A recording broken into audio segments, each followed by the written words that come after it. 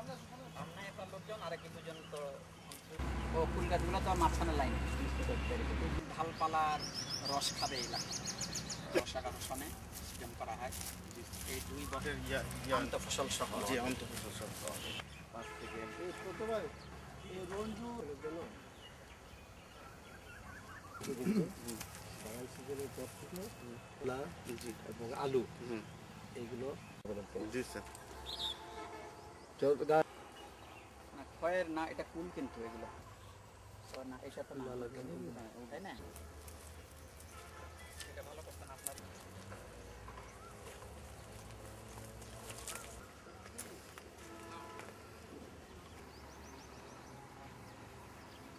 প্রক্রিয়ার সাথে তারা ব্যক্তিগতভাবে উপযুক্ত সৃজন থেকে লাকা আহরণ পর্যন্ত যাবতীয় বিষয় ডাল টালে শুল্ক বিলাও